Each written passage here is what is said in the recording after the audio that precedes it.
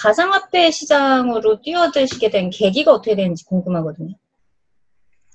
가상화폐 시장으로 뛰어든 계기는, 그러니까 어차피 이제 저희 같은 트레이딩을 좀 직업으로 하는 사람들은 높이 평가하는 게 변동성이거든요.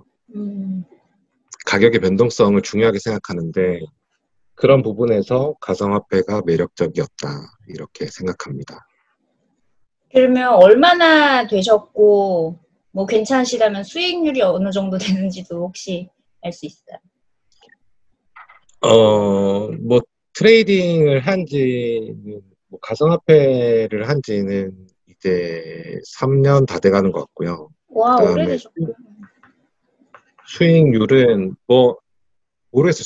그 시기에 따라 다른데 음, 음, 올해 반기 결산했을 때 한화로 제가 유튜브에 올렸는데 1억 4천 정도 벌은 것 같아요.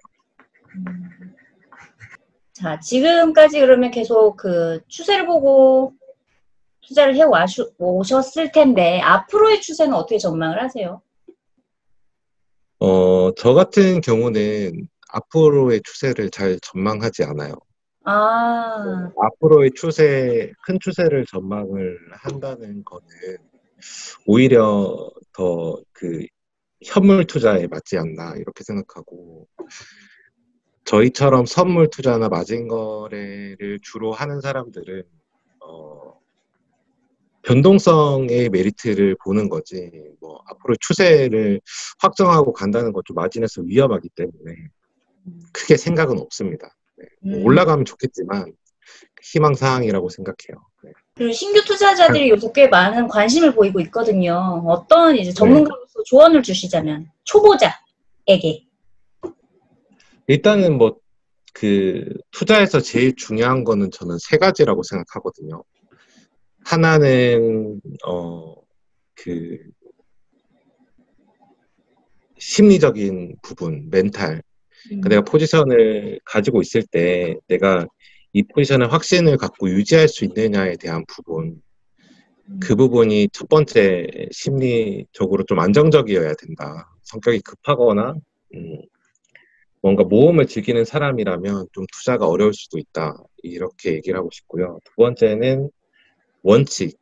투자에 대해서 원칙을 꼭 정해라. 원칙이 없이 투자하는 거는 아무 의미가 없다. 그래서 내가 투자하는 원칙, 포지션을 가져가는 원칙을 꼭 정해놓고 거기에 맞춰 투자를 하면 되고, 뭐 세 번째는 자금 관리죠. 자금 관리랑 리스크 관리.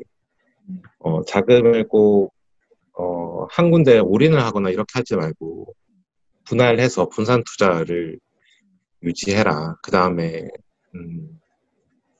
한 번 자기가 손절을 해서 잃는 금액을 최대한 줄여라. 뭐 이런 말을 해주고 싶네요. 분산 투자 말씀하셨는데 이게 다양한 그 포지션을 오픈해 두라는 거예요? 아니면 코인을 다양하게 가지라는 거예요? 다양한 포지션을 오픈하기를 아, 추천합니다. 다양한 그러니까 뭐 포지션. 예를 들면은 우리가 트레이딩 할 때 차트를 보면 음, 일봉으로 봤을 때는 뭐 상승 추세가 예상될 수도 있고 4시간 봉으로 봤을 때는 하락 추세가 예상될 수도 있는데, 이렇게 여러 가지의 타임 프레임을 가지고 비교를 하면 의사결정을 내리기가 엄청 힘들거든요. 음, 그래서 내가 4시간을 보고 생각한 포지션은 그대로 또 가져가고, 일봉으로 생각한 포지션은 그 규칙에 따라서 그대로 가져가면 그렇게 분산으로 포지션을 가져갈 수 있다. 근데 그게 아니라 이제 여러 가지를 동시에 우리가 보고 판단을 하려고 하면 어떤 하나의 의사결정이 나오는 게 매우 어렵기 때문에 음. 그렇게 분산 포지션을 추천드립니다. 그러면 이제 가상화폐 시장에서만 이제 선물과 마진 거래를 하는 사람이 네. 비트코인에만 포커스하기를 원하세요? 아니면 조금 뭐 이더리움이나 다른 코인들도 좀 오픈 확장하기를 원하세요? 저는 사실 개인적으로는 비트코인만 하는 거를 추천드립니다. 나머지 코인들은 리스크가 너무 높다고 생각해요. 음, 왜죠? 일단 변동폭이 음, 비트코인이랑 다른 부분이 있고, 이제 비트코인 같은 경우는 비트코인만 보면 되거든요. 비트코인만 분석을 하면 되는데 비해서 만약에 이더리움을 투자를 한다고 하면 비트코인의 방향과 이더리움의 방향, 이 두 가지를 함께 봐야 되는데, 그러면 아무래도 난이도가 올라가기 때문에 아무래도 시장의 대장주인 비트코인이 초보들이 접근하거나 개인 투자자들이 접근하기에는 더 낫다고 생각합니다. 그리고 또 비트코인 이제 플랫폼에 대해서 여쭤보고 싶은데 그 바이빗의 네. 바이빗 트레이딩 플랫폼의 장단점을 한번 꼽아보자면 어떤 게 있을까요? 장단점은 솔직하게 얘기해도 되죠. 네, 그럼요. 네. 일단은 속도 면이 장점이라고 생각을 하고, 이게 그러니까 사실은 웹사이트에서 구현하는 거래소가 속도의 한계는 분명히 저는 있다고 생각하거든요. 근데 이제 거래소에서 얼마만큼 그 속도를 줄이기 위해서 노력하느냐 부분에 좀 높은 점수를 주고 싶은 게 있고요. 두 번째는 이제 유저의 의견이 반영이 된다. 소통이 창구가 열려 있다는 거를 굉장히 높이 평가하는 편이거든요. 사실 다른 거래소들은 유저들이 어떤 의견을 가졌든 크게 좀 유저들의 의견을 수렴하기보다는 거래소가 나아갈 방향으로 가는 경우가 많은데, 그래도 어느 정도 좀 유저들 편에서 유저들을 생각하는 모습들을 보여주고 있는 부분이 굉장히 긍정적이다. 그래서 그게 이제 아마 제 기억에는 한 1년 동안 많은 발전을 또 이뤄오지 않았냐라고 생각되고, 그게 이제 앞으로도 좀 더 유저들과 소통하면서 의견을 반영한다고 하면 최고의 플랫폼이 되지 않을까 생각을 하고요. 그리고 세 번째는 그 보상 체계죠. 물론 보상 체계라고 얘기하면 좀 다 보상해 주는 건 아니니까 문제가 있지만, 그래도 뭔가 진짜 이게 거래소에서 피치 못할 문제로 내 손실이 발생했을 때 거래소 그 부분에 대해서 이야기를 들어주고 보상을 할 수 있는 시스템이 있다. 이게 저는 굉장히 매력적이라고 생각합니다. 단점은 어, 일단은 그냥 제 개인적인 생각이니까 네, 그럼요. 소통은 잘 되고 사실 유저들의 의견이 많이 반영이 되는데, 조금 뭔가 이 사소한 게 거에 대해서 좀 요구하는 게 진행되지 않는 것들이 좀 있어가지고 조금 안타깝습니다. 네.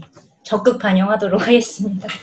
네. 자, 이번에 이슈를 바꿔서 그러면 이제 팀전 이야기로 가보도록 할게요. 어떻게 이 대회에 참가를 하게 되셨고, 지금 그래도 나름 이제 선정을 하고 계시잖아요. 랭킹 2위로. 그 소감은 또 어떠신지. 일단은 1위랑 격차가 좀 많이 나가지고 방법이 없다 싶기는 한데, 일단은 2위로 일단 이게 1위를 하려고 하면 또 팀원들한테 부담을 주는 거기 때문에 사실은 2위 수성을 좀 목표로 마지막까지 최선을 다할 생각이고요. 대회는 바이빗 대회는 제가 봤을 때 효율성이 높기 때문에, 그러니까 상금이나 이런 부분에서 그래서 지금 다른 대회는 사실은 참가하기도 하고 안 하기도 하는데, 바이빗 대회는 긍정적으로 참가하는 이유는 조금 가성비가 좋다. 그래서 대회가 열리면 무조건 참가하려고 하는 편입니다. 그 1000명에 육박하는 이 멤버들을 어떻게 관리하시는지 궁금하거든요. 그 많은 대군을 이끌고 2위까지 하고 계시다는 게 참 대단하다고 생각하는데 그 노하우 좀 쉐어를 해주신다면요. 인원들. 사실 제가 그 1000명의 인원들한테 사실 해주는 거는 별로 없거든요. 제가 그 사람들을 위해서 어떤 분석이나 제공하는 건 조금은 있지만, 사실은 제가 그 사람들한테 어떤 포지션을 부여하거나 이런 거에 대해서 오히려 대회 때는 좀 자제하는 편인데, 아무래도 이제 제가 그렇게 많은 사람들과 함께 할 수 있었던 이유는 그냥 오랜 기간 소통을 하고, 또 그분들께서 힘든 부분이 있으면 제가 도와주고, 그런 케어를 좀 잘 해주셔서, 그래서 팬심으로 많이 참여해 주시지 않았나, 그런 생각이 들어요. 음, 네. 그래서 그냥 소통 저는 자주 하거든요. 음, 거의 제가 단톡방이랑 따로 운영을 하는데, 뭐 거의 부르면 제가 바로 나타납니다, 저는. 그래서 그렇게 음. 가까운 곳에서 소통하고, 뭐 그런 게 좀 팬심으로 많이 작용하지 않았나 싶어요. 그럼 이번 대회를 진행하면서도 이렇게 단톡으로 뭐 전략을 뭐 알려준다던가 아니면 그런 식으로 소통을 계속 이어오고 계신가요? 전략이 되게 궁금하거든요. 그, 저는 전략은 이제 이미 공개를 다 해놨어요. 그러니까 음, 뭐 대회만의 전략이 따로 있는 게 아니라, 왜냐하면 대회만의 전략을 따로 하게 되면 대회를 좋은 성적을 내려고 하면 사실은 이게 리스크를 부담할 수밖에 없거든요. 그래서 대회라고 해서 뭐 저희 멤버들한테 어떤 대회에 따른 전략을 공개하거나 하지는 않았고요. 그러니까 대부분 이제 저희 팀원들은 제가 공개한 전략, 예전에 공개한 전략들 위주로 트레이딩을 하고 있습니다. 음, 그래서 뭐 그 전략이 이제 대회 기간 동안 좀 잘 먹히면은 좋은 성적이 또 나오는 거고, 또 어차피 전략이라는 게 손실 구간이 또 생길 수도 있기 때문에, 그 좀 손실 구간이 좀 생기면은 좀 대회 구간의 성적이 안 나올 수도 있고 이런 부분인데, 저는 이제 그런 전략을 사용하면서 같이 투자하시는 분들에게 제가 대회 기간에 하는 거는 거의 제가 하는 거는 멘탈 관리 부분이죠. 네.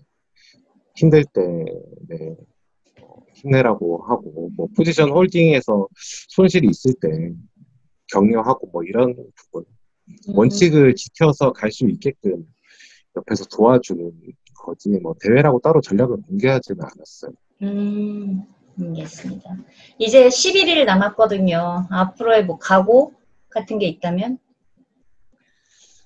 앞으로의 각오는 일단은 뭐 대회의 각오는 사실은 뭐 저 혼자 어떻게 할 수 있는 게 아니니까 음, 조금 저희 팀원들이 큰 손실 없이 뭐 마감했으면 좋겠고요. 뭐 상금을 타면 좋을 것 같고, 뭐 그래도 그걸 타기 위해서 사실 리스크를 부담하기는 좀 그래가지고 일단은 제가 좀 열심히 해서 팀에 기여를 하고 싶은 게 있어요. 근데 잘 안 되네요. 네, 그렇게 생각하고 있습니다. 마지막으로 이제 인터뷰 마무리 단계인데 마지막으로 뭐 추가적으로 더 하시고 싶은 말씀이 있으신가요? 일단은 뭐 마진 거래를 시작함에 있어서 제일 중요한 거는 리스크 관리거든요. 그러니까 돈을 많이 잃을 수 있는 곳이기 때문에 일단 리스크 관리를 해야 되고 사실 마진 거래는 굉장히 매력적이에요. 뭔가 쇼 포지션을 동시에 잡을 수도 있고 그 다음에 뭐 강제 청산을 당한다고 하더라도 내가 가진 자본금 이외에 추가의 손실이 발생하지 않기 때문에 어떻게 보면 해외 선물보다 나을 시스템이라고 저는 개인적으로 생각을 하는데 이 시장에 진입을 할 때 롱과 숏을 그러니까 하락장에서도 수익을 낼 수 있다라는 마인드로 시작을 하면 좋을 것 같아요. 사실 현물 투자 같은 경우는 하락장에서는 절대 돈을 벌 수 없는 시장이거든요. 근데도 사람들이 투자를 멈추지 않기 때문에 이제 현물 시장이 하락할 때 많은 사람들이 돈을 잃는데 마진은 그것과는 다르게 뭐 올라갈 때든 내려갈 때든 함께 돈을 벌 수 있으니까 그렇게 돈을 벌 수 있다고 진입하는 거는 굉장히 환영을 하지만 그게 아니라 너무 고래버리지로 뭐 너무 높은 기대 수익을 바라고 진입하는 거면 생각을 좀 바꾸고 생각을 다시 해볼 필요가 있다. 근데 뭐 롱과 숏을 함께 한다. 저 레버리지로 리스크 관리를 하면서 이렇게 생각을 하면 선물 시장은 매력적이고 그런 부분들이 또 거래를 잘 이루어질 수 있게 바이비지 잘 성장을 하고 있고 유저들을 위해서 노력하는 거래소이기 때문에 사용하면 좋을 것 같아요. 그렇게 생각합니다.